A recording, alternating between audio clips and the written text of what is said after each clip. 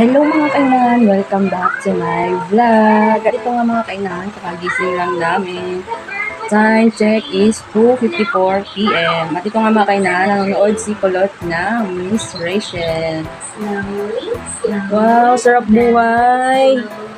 Maga pala nagising si Kulot kanina mga kainan, mga 8. Tapos naligo kami mga 10 after kong magluto. At natulog kami mga kainan, mga 12 na. Ayan mga kainahan, nakafocus ngayon siya sa panonood ng Miss Rachel. Pero madalas mga kainahan, hindi talaga siya nanonood niyan. Ngayon ko lang siya nakita na nakafocus manood niyan. Lagi talaga niya pinapanood yung Diana and Roma. Walang iba yung pinapanood mga kainahan, kundi yun lang. Eh nilipat ko ngayon sa Miss Rachel. Ayan, nakafocus na siya.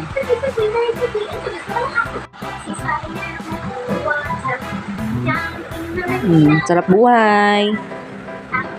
Pagkagising noon, tapos maya maglalaro, mangungulit. Yan. Yan lang ang buhay namin, kain tulog, bantay sa batang makulit. Dahil nakakagising niya lang mga kainahan at nanonood pa siya ngayon, maya ay mag-aaral kami ng alphabet.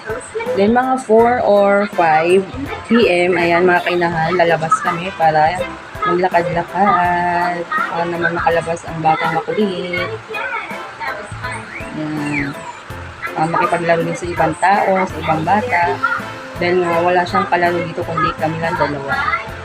Ito yung TV, 65 inches yan. Nabunot lang yan sa raffle ng kapatid ko. At ayun yung kwarto namin mga kainahan. Ito yung hagdan. Ayan, nakalak naman yan mga kainahan kaya safe si Kulot. Tsaka lagi naman ako nakasunod doon, nakatabi sa kanya. Hindi talaga mawala sa paningin.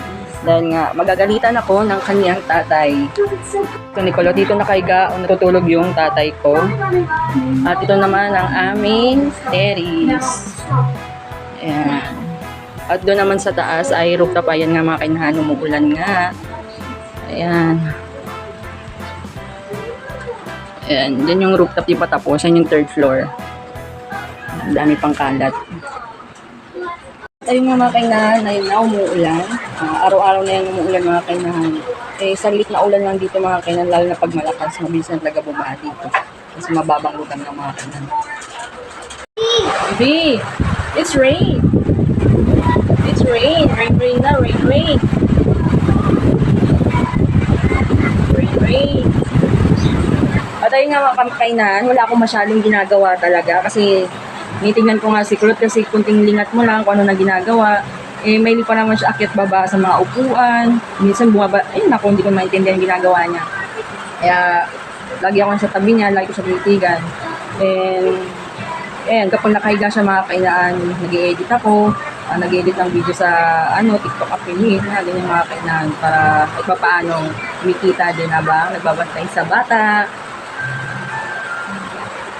At ayun nga mga kainahan, kung hindi ka pa nakapag-follow, please follow. At kung gusto mong mag-subscribe, dali na, mag-subscribe ka na. Para updated ka sa aking buhay. Thanks for watching!